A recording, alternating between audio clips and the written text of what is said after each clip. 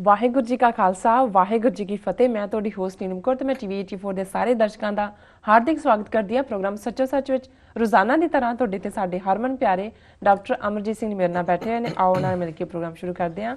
ਜੀ ਡਾਕਟਰ ਸਾਹਿਬ, welcome to our show. Thank you very much. ਜੀ ਡਾਕਟਰ ਸਾਹਿਬ, ਅੱਜ 22 ਜੁਲਾਈ 2014 8 ਸਾਵਨ ਨਾਨਕਸ਼ਾਹੀ ਸੰਮਤ 546 ਦਾ ਦਿਨ ਹੈ ਤੇ ਪ੍ਰੋਗਰਾਮ ਦੇ ਸ਼ੁਰੂ ਵਿੱਚ ਮੈਂ ਤੁਹਾਡੇ ਕੋਲੋਂ ਪੁੱਛਣਾ ਚਾਹਾਂਗੀ ਕਿ ਕੀ ਹੈ ਅੱਜ ਦਾ ਅਹਿਮ ਇਸ਼ੂ। ਅੱਜ ਬੇਸ਼ੱਕ ਇਸ਼ੂ ਤਾਂ ਕਈ ਨੇ, ਪਰ ਅੱਜ ਸਾਡੇ ਖਾਲਿਸਤਾਨੀ ਸੰਘਰਸ਼ ਦੇ ਬੜੇ ਬਹਾਦਰ ਸਿਰਲੱਥ ਯੋਧੇ ਖਾਲਿਸਤਾਨ ਲਿਬਰੇਸ਼ਨ ਫੋਰਸ ਦੇ ਮੁਖੀ ਭਾਈ ਅਵਤਾਰ ਸਿੰਘ ਬ੍ਰਹਮਾ ਦਾ ਸ਼ਹੀਦੀ ਦਿਨ ਹੈ ਜੀ। ਅੱਜ ਦੇ ਦਿਨ ਉਹਨਾਂ ਨੇ 1988 ਦੇ ਵਿੱਚ ਸ਼ਹੀਦੀ ਜਾਮ ਪੀਤਾ ਸੀ ਜੀ। ਇਹ ਉਹਨਾਂ ਦੀ ਜਿਹੜੀ ਹੈ ਯਾਦ ਦਾ ਦਿਨ ਹੈ। ਔਰ ਮੈਂ ਸਮਝਦਾ ਵੀ ਬਹੁਤ ਵਾਰ ਕਿਉਂਕਿ ਸਰਕਾਰੀ ਪ੍ਰੋਪੇਗੈਂਡੇ ਨੇ ਸਾਡੀ ਕੌਮ ਦੇ ਅੰਦਰ ਵੀ ਇਹੋ ਜਿਹਾ ਮਾਹੌਲ ਬਣਾ ਦਿੱਤਾ ਹੈ ਕਿ ਅਸੀਂ ਆਪਣੇ ਨਾਇਕਾਂ ਨੂੰ, ਆਪਣੇ ਯੋਧਿਆਂ ਨੂੰ ਵੀ ਅੱਤਵਾਦੀ ਸ਼ਬਦ ਦੇ ਨਾਲ ਸੰਬੋਧਨ ਕਰਦੇ ਹਾਂ।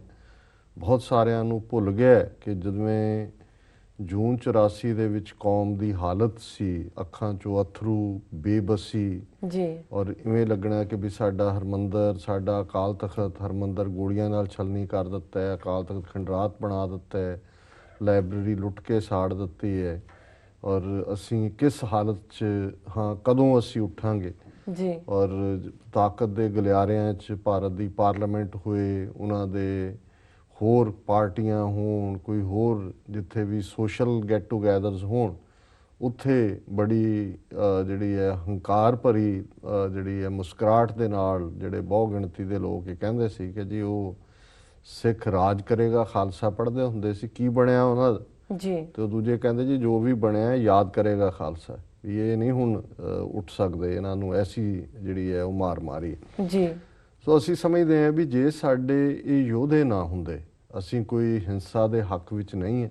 ਜੀ ਜੀ। ਔਰ ਹਮੇਸ਼ਾ ਹੀ ਨਾ ਹੀ ਅਸੀਂ ਜਦੋਂ ਵੀ ਇਸ ਗੱਲ ਨੂੰ ਕਰਦੇ ਹਾਂ, ਅਸੀਂ ਸੰਘਰਸ਼ ਦੀ ਇਹ ਗੱਲ ਮੈਂ ਫਿਰ ਸਪਸ਼ਟ ਕਰਦੇ ਹਾਂ ਕਿ ਸਾਡੀ ਲੜਾਈ ਇੰਡੀਅਨ ਸਟੇਟ ਨਾਲ ਸੀ, ਇੰਡੀਅਨ ਸਟੇਟ ਨਾਲ ਹੈ। ਸਾਡੀ ਕਿਸੇ ਧਰਮ ਨਾਲ, ਹਿੰਦੂ ਧਰਮ ਨਾਲ ਜਾਂ ਕਿਸੇ ਹੋਰ ਧਰਮ, ਜਿਵੇਂ 18ਵੀਂ ਸਦੀ 'ਚ ਸਾਡੀ ਲੜਾਈ ਕੋਈ ਇਸਲਾਮ ਨਾਲ ਨਹੀਂ ਸੀ, ਜ਼ੁਲਮ ਦੇ ਨਾਲ ਸੀ। ਔਰ ਅੱਜ ਵੀ ਸਾਡੀ ਲੜਾਈ ਜ਼ੁਲਮ ਦੇ ਨਾਲ ਹੈ ਜੋ ਕਿ ਇੰਡੀਅਨ ਸਟੇਟ ਨੇ ਕੀਤੇ।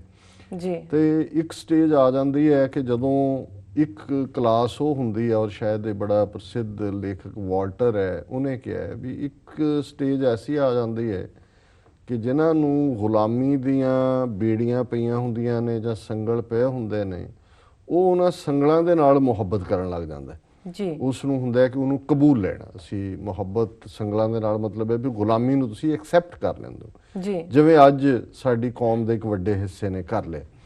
ਸੋ ਜਦੋਂ ਜ਼ੁਲਮ ਕੀਤਾ ਜਾਂਦਾ ਜ਼ਾਲਮ ਵੱਲੋਂ, ਤੇ ਉਹ ਇਹ ਸਮਝਦਾ ਹੈ ਕਿ ਉਹ ਜਿਨ੍ਹਾਂ ਤੇ ਜ਼ੁਲਮ ਕੀਤਾ ਉਹਨਾਂ ਨੂੰ ਇੰਨਾ ਡਰਾ ਦਿੱਤਾ ਹੈ ਕਿ ਉਹ ਜੋ ਵੀ ਉਹਨਾਂ ਨੂੰ ਹੁਣ ਮਿਲਦਾ ਹੈ ਉਹਦੇ ਨਾਲ ਹੀ ਉਹ ਸਿਦਕ ਸਬਰ ਕਰਨਗੇ ਕਿ ਇਹ ਸਾਡਾ ਫੇਟ ਹੈ, ਕਿ ਇਹ ਸਾਡੀ ਕਿਸਮਤ 'ਚ ਲਿਖਿਆ ਹੋਇਆ ਹੈ ਜੀ, ਨਹੀਂ ਤਾਂ ਜਿਹੜਾ ਸਾਡੀ ਹੋਂਦ ਮਿਟ ਜਾਏਗੀ। ਜਿਵੇਂ ਅਸ਼ੋਕ ਸਿੰਘਲ ਜਿਹੜਾ ਵਿਸ਼ਵ ਹਿੰਦੂ ਪਰਿਸ਼ਦ ਦਾ ਪ੍ਰਧਾਨ ਹੈ, ਉਹਨੇ ਪਿਛਲੇ ਦਿਨਾਂ 'ਚ ਬਿਆਨ ਦਿੱਤਾ ਹੈ ਔਰ ਉਹਨੇ ਕੋਈ ਇਕੱਲਾ ਮੁਸਲਮਾਨਾਂ ਦੇ ਸਿੱਧਤ ਬਿਆਨ ਨਹੀਂ ਹੈ, ਮੁਸਲਮਾਨਾਂ ਨੂੰ ਅੱਗੇ ਉਹਨੇ ਹੋਰ ਪਰ ਉਹਨੇ ਇਹੀ ਕਿਹਾ ਹੈ ਕਿ ਘੱਟ ਗਿਣਤੀਆਂ, ਮਾਈਨੋਰਿਟੀਜ਼, ਅਕਲੀਅਤਾਂ ਜਿਨ੍ਹਾਂ ਨੂੰ ਕਹਿੰਦੇ ਨੇ ਜੀ, ਕਿ ਜੇ ਘੱਟ ਗਿਣਤੀਆਂ ਨੇ ਭਾਰਤ ਦੇ ਵਿੱਚ ਰਹਿਣਾ ਤੇ ਫਿਰ ਉਹਨਾਂ ਨੂੰ ਬਹੁ ਗਿਣਤੀ ਦੀਆਂ ਭਾਵਨਾਵਾਂ ਦਾ ਸਨਮਾਨ ਕਰਨਾ ਹੋਏਗਾ ਜੀ। ਤੇ ਜੇ ਉਹ ਨਹੀਂ ਕਰਨਗੇ ਤੇ ਲੰਬਾ ਵਕਤ ਉਹਨਾਂ ਦਾ ਵਜੂਦ ਨਹੀਂ ਰਹਿ ਸਕਦਾ। ਹੁਣ ਇਹ ਕੀ ਹੈ ਜੀ? ਉਹਨੇ ਜ਼ਾਹਰਾ ਤੌਰ ਦੇ ਉੱਤੇ ਫਿਰ ਉਹਨੇ ਅੱਗੇ ਜਾ ਕੇ ਮੁਸਲਮਾਨਾਂ ਨੂੰ ਕਿਹਾ ਕਿ ਜੀ ਤੁਸੀਂ ਮੰਨੋ ਕਿ ਜਿਹੜਾ ਇਹ ਯੂਨੀਫਾਰਮ ਸਿਵਲ ਕੋਡ ਹੈ ਔਰ ਇਹ ਮਥੁਰਾ, ਕਾਂਸ਼ੀ ਤੇ ਅਯੁੱਧਿਆ ਦੀਆਂ ਮਸੀਤਾਂ ਜਿਹੜੀਆਂ ਨੇ ਸਾਡੇ ਹਵਾਲੇ ਕਰ ਦਿਓ। ਇਹ ਪਹਿਲਾ ਸਟੈਪ ਹੈ, ਇਹ ਦੱਸਣ ਲਈ ਵੀ ਅਸੀਂ ਤੁਹਾਡੀਆਂ ਭਾਵਨਾਵਾਂ ਦਾ ਸਨਮਾਨ ਕਰਦੇ ਹਾਂ ਜੀ, ਵੀ ਆਪਣੀਆਂ ਮਸੀਤਾਂ ਦਿਓ ਔਰ ਆਪਣਾ ਤੋੜੋ ਕਾਨੂੰਨ ਜਿਹੜੇ ਤੁਹਾਨੂੰ ਸੈਪਰੇਟ ਮਜ਼ਹਬ ਦੀ ਥਾਂ ਦਿੰਦੇ ਨੇ, ਜਿਵੇਂ ਮੁਸਲਿਮ ਪਰਸਨਲ ਲਾਅ। ਹੁਣ ਇਹ ਜਿਹੜੀ ਕਲਾਸ ਹੈ ਔਰ ਜਿਹੜਾ ਮਾਹੌਲ ਜਿਨ੍ਹਾਂ ਨੇ 30 ਸਾਲ ਪਹਿਲਾਂ ਦੇਖਿਆ ਕਿ ਜੂਨ 84 ਦੇ ਘੱਲੂਘਾਰੇ ਤੋਂ ਬਾਅਦ ਕੀ ਮਾਹੌਲ ਬਣਿਆ ਹੋਇਆ ਸੀ। ਅਜੇ ਤਾਂ ਸਾਡੇ ਬਹੁਤ ਸਾਰੇ ਡਾਟੇ ਕਲੈਕਟ ਨਹੀਂ ਹੋਏ ਕਈ ਚੀਜ਼ਾਂ ਦੇ, ਅਸੀਂ ਡਾਇਰੈਕਟ ਕਿੰਨੇ ਮਾਰੇ ਗਏ ਜਾਂ ਕਿੰਨੇ ਘਰੋਂ ਲਾਪਤਾ ਨੇ ਉਹਨਾਂ ਹਫ਼ਤੇ 2 ਹਫ਼ਤਿਆਂ ਦੇ ਵਿੱਚ ਜਿੰਨੇ ਹਾਰਟ ਅਟੈਕ ਹੋਏ ਜੀ, ਉਹਨੇ ਸ਼ਾਇਦ ਇਸ ਸੈਂਚੁਰੀ ਦੇ ਵਿੱਚ ਸਿੱਖਾਂ ਦੇ ਘਰਾਂ 'ਚ ਨਹੀਂ ਹੋਣਗੇ। ਜਿਹੜੇ ਸਹਾਰ ਹੀ ਨਹੀਂ ਸਕੇ। ਜਿਹੜੇ ਸਿੱਖ ਹਰਮੰਦਰ ਸਾਹਿਬ ਨਾਲ ਜਿਹੜਾ ਸਾਡੇ ਪ੍ਰਾਣਾਂ ਤੋਂ ਪਿਆਰ ਹੈ, ਜੀ। ਔਰ ਮੈਨੂੰ ਨਿੱਜੀ ਤੌਰ ਦੇ ਉੱਤੇ 4-5 ਦਾ ਗਿਆਨ ਹੈ, ਜਿਹੜੇ ਕਿ ਅਗਲੇ 3-4-5 ਦਿਨਾਂ ਦੇ ਵਿੱਚ ਜੂਨ ਦੇ ਪਹਿਲੇ ਹਫਤੇ ਦੇ ਦੂਜੇ ਜਿਨ੍ਹਾਂ ਦੀ ਮੌਤ ਹੋਈ ਹੈ, ਜਿਹੜੇ ਬਹੁਤ ਸ਼ਰਧਾਲੂ, ਔਰ ਉਹ ਸਹਾਰ ਹੀ ਨਹੀਂ ਸਕੇ ਕਿ ਅਸੀਂ ਹਰਮੰਦਰ ਤੋਂ ਬਿਨਾਂ, ਅਸੀਂ ਅਕਾਲ ਤਖਤ ਤੋਂ ਬਿਨਾਂ ਕਿਵੇਂ ਰਵਾਂਗੇ, ਇਹ ਤਾਂ ਸਾਡੇ ਨਾਲ ਕੀ ਵਾਪਰਿਆ, ਕਿਹਨਾਂ ਨੇ ਕੀਤਾ ਜੀ। ਹੁਣ ਉਹਨਾਂ ਹਾਲਾਤਾਂ 'ਚ ਮੈਂ ਜਦੋਂ ਉਹਨਾਂ ਸਿੰਘਾਂ ਦੀ ਗੱਲ ਕਰਦਾ ਹਾਂ ਜਿਨ੍ਹਾਂ ਨੇ ਆਪਣੇ ਘਰ-ਬਾਰ ਛੱਡੇ, ਜਿਨ੍ਹਾਂ ਨੇ ਸਰਕਾਰੀ ਜ਼ੁਲਮ ਦਾ, ਟੈਂਕਾਂ ਤੋਪਾਂ ਦਾ ਮੁਕਾਬਲਾ ਕਰਨ ਦੇ ਲਈ ਉਹਨਾਂ ਕੋਲ ਕੁਝ ਨਹੀਂ ਸੀ ਜੀ। ਕੋਈ ਦੇਸ਼ ਸਾਡੀ ਮਦਦ ਤੇ ਨਹੀਂ ਸੀ। ਇਹ ਬਿਲਕੁਲ ਝੂਠ ਹੈ ਜੀ। ਪਾਕਿਸਤਾਨ ਨੇ ਜੇ ਕਿਸੇ ਨੇ ਮਦਦ ਕੀਤੀ ਹੁੰਦੀ ਫਿਰ ਦੱਸਿਆ ਹੁੰਦਾ ਹੈ, ਜੇ 72 ਘੰਟੇ ਫੌਜ ਨੂੰ ਰੋਕ ਸਕਦੇ ਨੇ ਜਿਸ ਬਹਾਦਰੀ ਨਾਲ ਯੋਧੇ, ਤੇ ਜੇ ਪੰਜਾਬ ਜਾਂ ਸਿੱਖਾਂ ਦੇ ਨਾਲ ਕੋਈ ਦੇਸ਼ ਖਲੋਤਾ ਹੁੰਦਾ ਫਿਰ ਸ਼ਾਇਦ ਅੱਜ ਅਸੀਂ 30 ਸਾਲ ਬਾਅਦ ਵੀ ਇੱਥੇ ਬੈਠ ਕੇ ਖਾਲਿਸਤਾਨ ਦੀ ਗੱਲ ਨਾ ਕਰ ਰਹੇ ਹੁੰਦੇ, ਖਾਲਿਸਤਾਨ ਦੁਨੀਆ ਦੇ ਨਕਸ਼ੇ ਤੇ ਹੁੰਦਾ। ਇਹ ਸਾਡੀ ਕਮੀ ਰਹੀ ਹੈ। ਪਰ ਇਸ ਦੌਰ ਦੇ ਵਿੱਚ ਵੀ ਉਹ ਯੋਧੇ ਨਿਕਲੇ, ਆਪਣੇ ਘਰਾਂ ਨੂੰ ਉਹਨਾਂ ਨੇ ਛੱਡਿਆ, ਔਰ ਜਿਹੜੇ ਉਹਨਾਂ ਨੇ ਕੁਰਬਾਨੀ ਦੇ, ਬਹਾਦਰੀ ਦੇ ਪੈਰਾਮੀਟਰ, ਜਿਹੜੇ ਮਾਪਦੰਡ ਸਥਾਪਿਤ ਕੀਤੇ, ਉਹਨਾਂ ਦੀ ਕਹਾਣੀ ਜਦੋਂ ਬਾਹਰ ਆਏਗੀ ਇੱਕ ਤੋਂ ਬਾਅਦ ਇੱਕ, ਅਜੇ ਸਾਨੂੰ ਇਸ ਦੌਰ ਦੇ ਜਗਤਾਰ ਸਿੰਘ ਹਵਾਰਾ ਵਰਗੇ ਨਾਇਕ ਸਾਡੇ ਸਾਹਮਣੇ ਨੇ। ਹੁਣ ਤੁਸੀਂ ਹਵਾਰੇ ਦੇ ਉੱਤੇ ਕਿੰਨੀਆਂ ਫਿਲਮਾਂ ਬਣਾ ਸਕਦੇ ਹੋ ਜੀ। ਰਾਜੂ ਆਣਾ ਕੋਈ ਰਾਜੂ ਆਣਾ ਕੋਈ ਛੋਟਾ ਕਰੈਕਟਰ ਨਹੀਂ ਹੈ। ਮੌਤ ਦੀਆਂ ਅੱਖਾਂ 'ਚ ਅੱਖਾਂ ਪਾ ਕੇ ਘੂਰਨਾ, ਸਾਡੇ ਜਿੰਦੇ ਸੁੱਖੇ, ਸਾਡੇ ਬੇਅੰਤ ਸਿੰਘ, ਇੱਕ ਵੱਖਰਾ ਵਿਸ਼ਾ ਹੈ। ਪਰ ਜਿਸ ਯੋਧੇ ਦੀ ਅੱਜ ਮੈਂ ਗੱਲ ਕਰਨ ਲੱਗਾ ਉਸ ਬਾਰੇ ਬਹੁਤੀ ਚਰਚਾ ਨਹੀਂ ਹੋਈ। ਜਿਹੜੇ ਥੋੜ੍ਹੇ ਬਹੁਤ ਮੂਵਮੈਂਟ ਨਾਲ ਸੰਬੰਧਿਤ ਰਹੇ ਨੇ, ਜਾਂ ਕੁਛ ਕੈਲੰਡਰ ਜਾਂ ਯਾਦਗਾਰੀ ਡਾਇਰੀਆਂ ਜਦੋਂ ਉਦੋਂ ਛਪਦੀਆਂ ਰਹੀਆਂ, ਉਦੋਂ ਜਰਨੈਲਾਂ ਦੀ ਜਿਹਦੇ 'ਚ ਹੁੰਦੀ ਸੀ ਤਸਵੀਰ, ਉਹਨਾਂ 'ਚ ਭਾਈ ਅਵਤਾਰ ਸਿੰਘ ਬ੍ਰਹਮਾ ਦੇ ਵੀ ਹੁੰਦੇ ਸੀ ਜੀ। ਹੁਣ ਭਾਈ ਅਵਤਾਰ ਸਿੰਘ ਬ੍ਰਹਮਾ ਦਾ ਪਿੰਡ ਬ੍ਰਹਮਪੁਰਾ ਹੈ, 4 ਭਰਾਵਾਂ 'ਚੋਂ ਛੋਟੇ, ਖੇਤੀਬਾੜੀ ਕਰਨ ਵਾਲੇ, ਲੇਕਿਨ ਜਿਸ ਕਦਰ ਉਹਨਾਂ ਨੇ ਸ਼ੌਹਰਤ ਲਈ, ਜਿਵੇਂ ਉਹਨਾਂ ਨੇ ਬਹਾਦਰੀ ਦਾ ਮਾਪਦੰਡ ਸੈੱਟ ਕੀਤਾ, ਇਹ ਆਪਣੇ ਆਪ ਦੇ ਵਿੱਚ ਬਹੁਤ ਵੱਡੀ ਮਿਸਾਲ ਹੈ ਜੀ। ਔਰ ਜਿਵੇਂ ਉਹਨਾਂ ਦਾ ਵੇਰਵਾ ਲੈਸਟ ਵੀ ਫਰਗੇਟ 84 ਇੱਕ ਵੈਬਸਾਈਟ ਤੇ ਕਾਫੀ ਵੇਰਵੇ ਨਾਲ ਆਇਆ, ਕੁਛ ਮੇਰੇ ਆਪਣੇ ਨਿੱਜੀ ਜੋ ਵੀ ਮੇਰੀ ਯਾਦ 'ਚ ਪਿਆ ਉਹਦੇ ਤੋਂ ਵੀ ਹੈ ਕਿ ਉਹਨਾਂ ਨੇ ਜਿਹੜਾ ਇਹਨਾਂ ਦੇ ਨੇੜੇ ਹੀ ਪਿੰਡ ਸੁਰ ਸਿੰਘ ਹੈ, ਜਿੱਥੋਂ ਕਦੇ ਸਾਡੇ 6ਵੇਂ ਪਾਤਸ਼ਾਹ ਦੇ ਵੇਲੇ ਭਾਈ ਬਿਧੀ ਚੰਦ ਜਿਹੜੇ ਬੜੇ ਯੋਧੇ ਹੋਏ, ਜਿਵੇਂ ਗੁਰੂ ਸਾਹਿਬ ਦੇ ਘੋੜੇ ਗੁਰੂ ਹਰਗੋਬਿੰਦ ਸਾਹਿਬ ਦੇ ਉਹ ਲਿਆਏ ਲਾਹੌਰ ਤੋਂ, ਦੁਸ਼ਾਲੇ ਲਿਆਏ ਪੱਟੀ ਤੋਂ, ਜਿਹੜਾ ਕਿ ਉਹਨਾਂ ਦਾ ਇੱਕ ਆਰਟ ਸੀ। ਔਰ ਉਹਨਾਂ ਪ੍ਰਤੀ ਗੁਰੂ ਹਰਗੋਬਿੰਦ ਸਾਹਿਬ ਨੇ ਫਰਮਾਇਆ ਸੀ ਕਿ ਬਿਧੀ ਚੰਦ ਛੀਨਾ ਗੁਰੂ ਕਾ ਸੀਨਾ ਜੀ। ਸੋ ਉਹ ਪਿੰਡ ਸੁਰ ਸਿੰਘ ਦੇ ਰਹਿਣ ਵਾਲੇ ਸੀ। ਉੱਥੇ ਅੱਜ ਵੀ ਬੜਾ ਵੱਡਾ ਸੁਰ ਸਿੰਘ ਦੇ ਵਿੱਚ ਜਿਹੜੀ ਛਾਉਣੀ ਹੈ ਭਾਈ ਬਿਧੀ ਚੰਦ ਦੇ ਨਾਂ ਤੇ, ਉੱਥੇ ਬਾਬਾ ਦਿਆ ਸਿੰਘ ਜਿਹੜੇ ਨੇ ਉਹ ਕਾਫੀ ਅਰਸਾ ਰਹੇ, ਹੁਣੇ ਪਿੱਛੇ ਉਹਨਾਂ ਨੇ ਚੜ੍ਹਾਈ ਕੀਤੀ ਹੈ ਜੀ। ਸੋ ਉੱਥੇ ਖਾਸ ਘੋੜਿਆਂ ਦਾ, ਕਿਉਂਕਿ ਇਹ ਥੋੜ੍ਹਾ ਬਹੁਤ ਨਿਹੰਗ ਸਿੰਘਾਂ ਦੇ ਉਸ ਸਾਰੇ ਡਿਸਪਲਿਨ 'ਚ ਵੀ ਆ ਜਾਂਦੇ ਨੇ, ਸੋ ਘੋੜੇ ਵੀ ਰੱਖੇ ਨੇ, ਗੱਤਕਾ, ਦੂਜਾ ਬੜੇ ਯੋਧਿਆਂ ਵਾਲਾ ਉਹ ਡੇਰਾ, ਜਿਵੇਂ ਬਕਾਲੇ ਬਾਬਾ ਬਿਸ਼ਨ ਸਿੰਘ ਹੋਏ ਇੱਕੋ ਟਾਈਮ ਦੇ ਉੱਤੇ ਹੋਏ ਨੇ ਜੀ।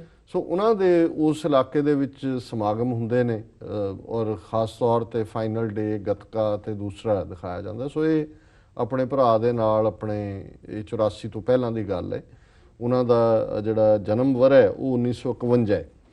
ਸੋ ਉਹ ਆਏ ਦੇਖਣ, ਔਰ ਉਹ ਇੰਨੇ ਕੁ ਪ੍ਰਭਾਵਿਤ ਹੋਏ ਗੱਤਕੇ ਤੋਂ। ਦੂਜੇ ਫਿਰ ਜਿੱਦਾਂ ਸਮਾਗਮ ਮੁੱਕਦਾ ਅਗਲੇ ਦਿਨ ਅੰਮ੍ਰਿਤ ਸੰਚਾਰ ਹੁੰਦਾ ਹੈ। ਉਹਨਾਂ ਨੇ ਆਪਣੇ ਭਰਾ ਨੂੰ ਕਿਹਾ ਕਿ ਭਾਈ ਭਾਊ ਮੈਂ ਤਾਂ ਅੰਮ੍ਰਿਤ ਛਕਣਾ ਜੀ।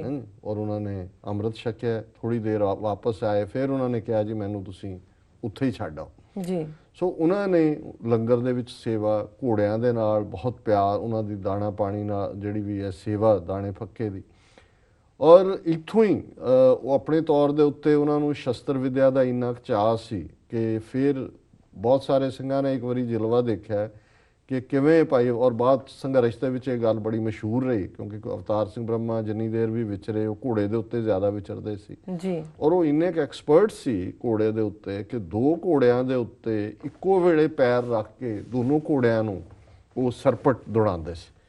ਔਰ ਉਹਨਾਂ ਨੇ ਜਿਉਂ-ਜਿਉਂ ਗੁਰਸਿੱਖੀ ਦਾ ਰੰਗ ਚੜ੍ਹਿਆ, ਬਾਣੀ ਦੇ ਨਾਲ ਪ੍ਰੇਮ ਪਿਆਰ, ਔਰ 84 ਦੇ ਨੇੜੇ ਜਦੋਂ ਇਹ ਜੂਨ ਦੇ ਮਈ ਦੇ ਅਖੀਰਲੇ ਹਫਤੇ ਪਤਾ ਲੱਗਾ ਕਿ ਫੌਜ ਆ ਗਈ ਹੈ, ਕੋਈ ਭਾਣਾ ਵਾਪਰਨ ਵਾਲਾ, ਤੇ ਉਹ ਆਪਣੇ ਸਾਥੀ ਸਿੰਘ ਦੇ ਨਾਲ, ਸ਼ਾਇਦ ਉਹਨਾਂ ਦਾ ਨਾਮ ਭਾਈ ਦੁਰਗ ਸਿੰਘ ਜੀ, ਉਹ ਸੰਤ ਪਿੰਡਾਂ ਵਾਲਿਆਂ ਦੇ ਕੋਲ ਆਏ ਕਿ ਜੀ ਅਸੀਂ ਸ਼ਹੀਦੀ ਪਾਉਣੀ ਹੈ। ਉਹਨਾਂ ਨੇ ਕਿਹਾ ਕਿ ਵੀ ਨਹੀਂ, ਤੁਸੀਂ ਵਾਪਸ ਜਾਓ, ਅਸੀਂ ਇੱਥੇ ਮੁਕਾਬਲਾ ਕਰਨ ਦੇ ਸਮਰੱਥ ਹਾਂ। ਉਸ ਤੋਂ ਬਾਅਦ ਵੀ ਤਾਂ ਕਿਸੇ ਨੇ ਲਹਿਰ ਨੂੰ ਤੋੜਨਾ ਹੈ ਜੀ ਜੀ ਔਰ ਤੁਹਾਨੂੰ ਫਿਰ ਸੇਵਾ ਜਿਹੜੀ ਹੈ ਮਿਲੇਗੀ।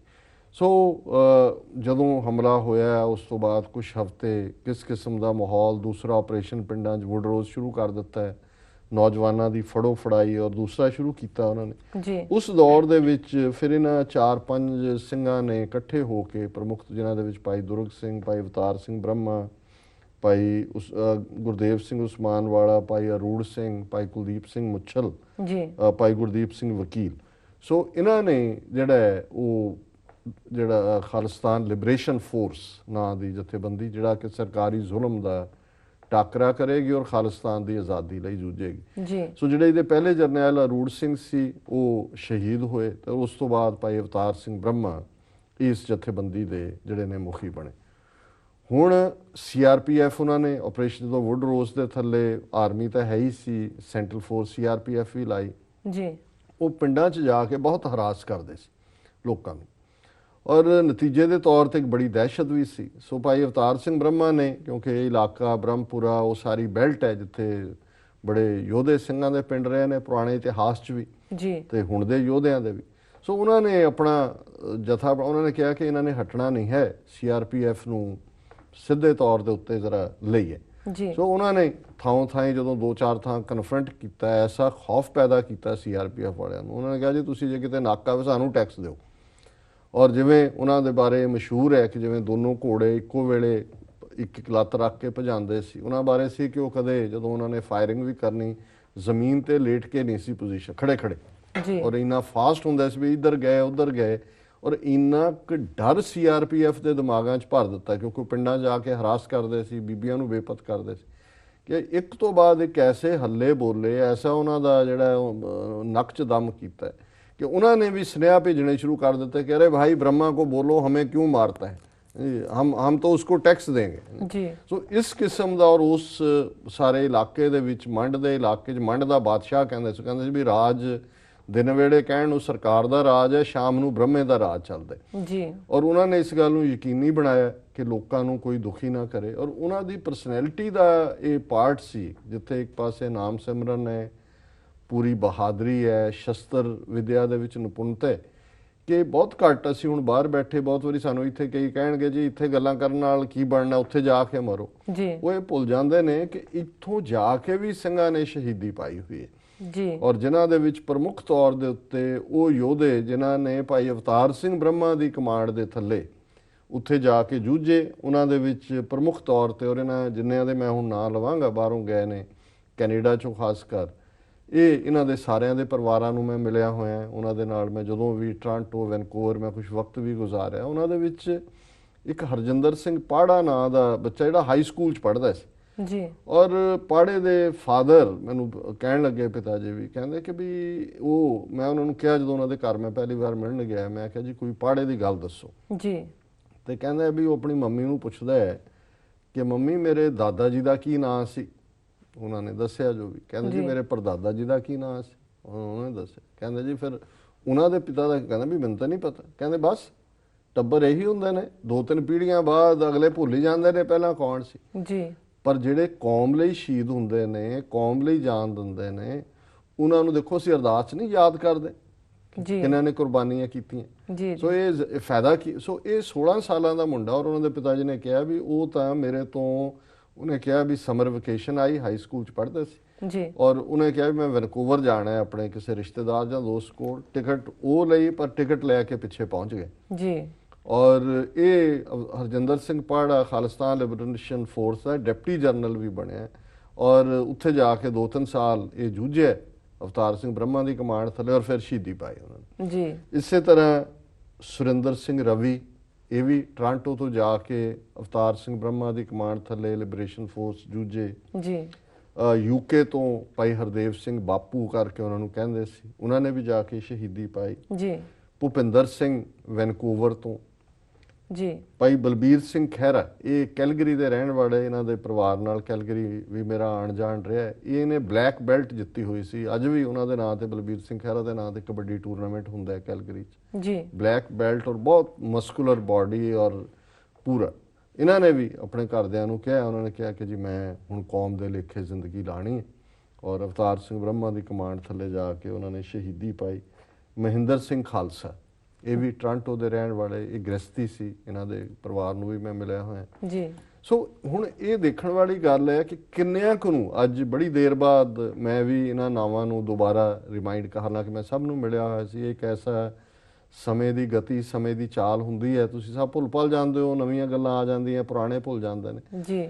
ਪਰ ਇਹ ਕਿਉਂ ਜੀ ਕਸ਼ਿਸ਼ ਹੋਏਗੀ, ਇਹ ਕਿਉਂ ਜੇ ਇਹ ਭਾਗਾਂ ਵਾਲੇ ਸੀ ਜਿਨ੍ਹਾਂ ਨੇ ਆਪਣੀਆਂ ਜ਼ਿੰਦਗੀਆਂ ਜਿਹੜੀਆਂ ਨੇ ਕੌਮ ਦੇ ਲੇਖੇ ਲਾਈਆਂ ਜੀ। ਔਰ ਜਿਹੜੇ ਐਕਸ਼ਨ ਖਾਸ ਤੌਰ ਤੇ ਭਾਈ ਅਵਤਾਰ ਸਿੰਘ ਬ੍ਰਹਮਾ ਦੇ ਨਾਲ ਜੁੜਦੇ ਨੇ, ਇੱਕ ਉਸ ਇਲਾਕੇ ਦਾ ਬੜਾ ਬਦ ਜ਼ਬਾਨ, ਬਦ ਕਲਾਮ, ਬਦ ਕਰੈਕਟਰ ਛਿੱਬੂ ਰਾਮ ਕਰਕੇ ਹੈ, ਤਾਂ ਕੋਈ ਛਿੱਬੂ ਸਿੰਘ ਸੀ, ਛੱਬਾ ਸਿੰਘ ਕੇ ਕੀ, ਲੇਕਿਨ ਉਹਦੀਆਂ ਕਰਤੂਤਾਂ ਇਹੋ ਜਿਹੀਆਂ ਸੀ। ਸੋ ਉਹਨੇ ਇਲਾਕੇ ਦੇ ਵਿੱਚ ਤਰਾ ਕਰਵਾਈ ਹੋਈ ਸੀ ਇਸ ਕਿਸਮ ਦਾ ਜੀ। ਸੋ ਉਹਦਾ ਇਹ ਸੀ ਚੈਲੰਜ ਵੀ ਕਿਹੜੀ ਬ੍ਰਹਮੀ ਕਿੱਥੇ ਤੁਰੀ ਫਿਰਦੀ ਹੈ, ਮੈਨੂੰ ਕੋਈ ਮਿਲਾਏ ਬ੍ਰਹਮੀ ਨੂੰ ਜੀ। ਤੇ ਉਹ ਕਿਤੇ ਉਹਨੇ ਇਦਾਂ ਦੀ ਗੱਲ ਕਿਸੇ ਟੀ ਸਟਾਲ ਤੇ ਬੈਠਿਆਂ ਕਹੀ ਹੋਣੀ, ਉੱਥੇ ਭਾਈ ਦੁਰਗ ਸਿੰਘ ਉੱਥੇ ਚਾਹ ਪੀ ਰਹੇ ਸੀ ਕਦੀ ਭੇਸ ਬਦਲ ਕੇ ਜੀ। ਤੇ ਉਹਨਾਂ ਨੇ ਕਿਹਾ ਛਿੱਬੂ ਰਾਮ ਨੂੰ, ਉਹਨੇ ਕਿਹਾ ਜੀ ਜੇ ਮੈਨੂੰ ਇਨਾਮ ਦਿਵਾਓ, ਕਿਉਂਕਿ ਉਹਨਾਂ ਦੇ ਕਾਫੀ ਲੱਖਾਂ ਦਾ ਇਨਾਮ ਰੱਖਿਆ ਸੀ, ਤੇ ਮੈਂ ਤੁਹਾਨੂੰ ਮਿਲਾ ਦਿੰਦਾ ਬ੍ਰਹਮੀ ਨੂੰ ਜੀ। ਉਹਨੇ ਕਿਹਾ ਜੀ ਕੀ ਹੈ। ਸੋ ਮੁੱਖ ਦੀ ਗੱਲ ਕਿ ਉਹਨਾਂ ਨੇ ਫਿਰ ਇੱਕ ਦਿਨ ਸਾਰਾ ਸਿੰਘਾਂ ਨੇ ਆਪਣਾ ਪੂਰਾ ਜਥਾ ਤਿਆਰ ਕੀਤਾ ਹੋਇਆ ਸੀ, ਉਹਨੇ ਸੁਨੇਹਾ ਭੇਜਿਆ ਕਿ ਵੀ ਆਓ ਤੁਹਾਨੂੰ ਬ੍ਰਹਮੀ ਨੂੰ ਬੁਲਾਉਂਦੇ ਜੀ। ਉਹਨੇ ਕਿਹਾ ਜੀ ਉਹ ਇਹਦੇ ਕੋਲ ਹਥਿਆਰ ਵੀ ਕੋਈ ਨਹੀਂ। ਉਹ ਫਿਰ ਜਦੋਂ ਨੇੜੇ ਜਿਹਾ ਹੋਇਆ ਸਿੰਘਾਂ ਨੇ ਆਪਣਾ ਜਿਹੜਾ ਉਹ ਕਰ ਦਿੱਤਾ ਕੰਮ, ਜਲਵਾ ਦਿਖਾ ਦਿੱਤਾ ਜੀ। ਸੋ ਇਹ ਸੈਕਸ਼ਨ ਨੇ ਵੀ, ਕਿਉਂਕਿ ਉਹਨੇ ਇੰਨਾ ਕੁ ਲੋਕਾਂ ਨੂੰ ਦੁਖੀ ਕੀਤਾ ਹੋਇਆ ਸੀ ਕਿ ਇਲਾਕੇ ਦੇ ਵਿੱਚ ਉਹਨਾਂ ਦੀ ਬੜੀ ਪ੍ਰਸਿੱਧੀ ਹੋਈ। ਇਸੇ ਤਰ੍ਹਾਂ ਆਪਰੇਸ਼ਨ ਮੰਡ ਦਾ ਜ਼ਿਕਰ ਅਸੀਂ ਕੀਤਾ ਸੀ ਵੀ ਕਿਵੇਂ ਹੈਲੀਕਾਪਟਰ ਥੱਲੇ ਟਰੈਕਟਰਸ ਔਰ ਦੂਸਰੀਆਂ ਸਾਰੇ ਜਿਹੜੀਆਂ ਨੇ ਗਨਸ਼ਿਪਸ ਵਾਲੇ ਕੰਮ ਉਹਨਾਂ ਨੇ ਇਸਤੇਮਾਲ ਕੀਤਾ। ਔਰ ਇਹ ਅਵਤਾਰ ਸਿੰਘ ਬ੍ਰਹਮਾ ਦੀ ਕਮਾਂਡ ਥੱਲੇ ਹੀ ਸੀ ਕਿ ਵੀ ਇਹ ਰਬੈਰੋ ਨੇ ਮੰਨਿਆ ਆਪਣੀ ਕਿਤਾਬ 'ਚ ਵੀ ਇੱਕ ਵੀ ਅਸੀਂ ਜੁਝਾਰੂ ਨੂੰ ਨਹੀਂ ਫੜ ਸਕੇ, ਪਰ ਇੱਕ ਫੌਜ ਦਾ ਜਿਹੜਾ ਉਹ ਹੈਲੀਕਾਪਟਰ ਇਹਨਾਂ ਨੇ ਸਿੰਘਾਂ ਨੇ ਸੁੱਟ ਲਿਆ ਸੀ। ਸੋ ਇਹ ਜਿਹੜੇ ਕਾਰਨਾਮੇ ਨੇ ਇਹ ਛੋਟੇ ਕਾਰਨਾਮੇ ਨਹੀਂ ਨੇ, ਔਰ ਇਹ ਇੱਕ ਵਾਰ ਨਹੀਂ ਕਈ ਵਾਰ ਉਹ ਘੇਰੇ 'ਚੋਂ ਨਿਕਲੇ।